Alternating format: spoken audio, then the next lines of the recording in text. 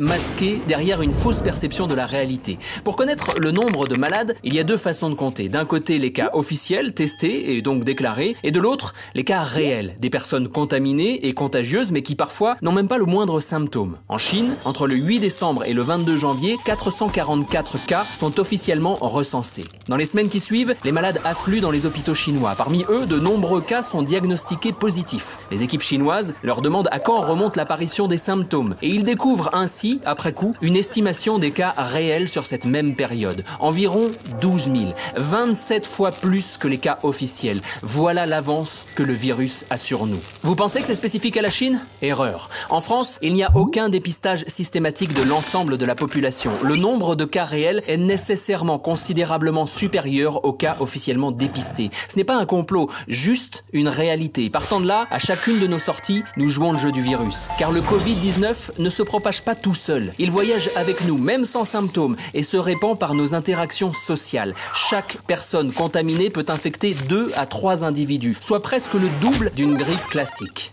Gardons ça en tête et revenons aux chiffres. 20% des cas nécessitent une hospitalisation, 5% une place en unité de soins intensifs et environ 2,5% une aide très intensive. Aujourd'hui, en France, nous disposons de 5000 lits de réanimation et 7364 lits dans les unités de soins intensifs. Et nous ne parlons même pas du personnel nécessaire pour administrer ces soins. Entre le 24 janvier et le 14 mars, 4500 cas officiels ont été confirmés, ce qui veut dire que le nombre de cas réels est nécessairement largement supérieur. À 60 000 cas confirmés, nos hôpitaux seront saturés par ces petits 20% de cas graves.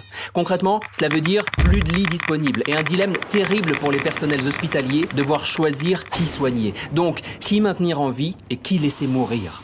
Dernier détail, le taux de mortalité de la grippe saisonnière est de 0,1%. Celui du coronavirus varie entre 0,5 et 5%. L'écart est simple à expliquer. Dans les pays ayant appliqué rapidement un confinement strict, comme la Corée du Sud, le taux de mortalité est sous les 1%. Dans les autres pays, comme l'Italie ou l'Iran, il varie entre 3 et 5%. Tarder à se confiner, c'est augmenter le nombre de morts de plusieurs milliers, voire dizaines de milliers. Voilà la réalité. Violente, brutale. Il n'est même plus question aujourd'hui d'empêcher la surcharge des hôpitaux, c'est sans doute déjà trop tard. Par contre, nous pouvons toutes et tous limiter cet engorgement, en limitant radicalement toutes nos interactions sociales. Toutes! C'est l'unique moyen de contenir la propagation du virus. Restez chez vous, c'est impératif. Et ne sortez que pour l'essentiel. Vous aurez peut-être l'impression de vous isoler, mais aucun acte ne sera plus collectif et solidaire que celui-ci.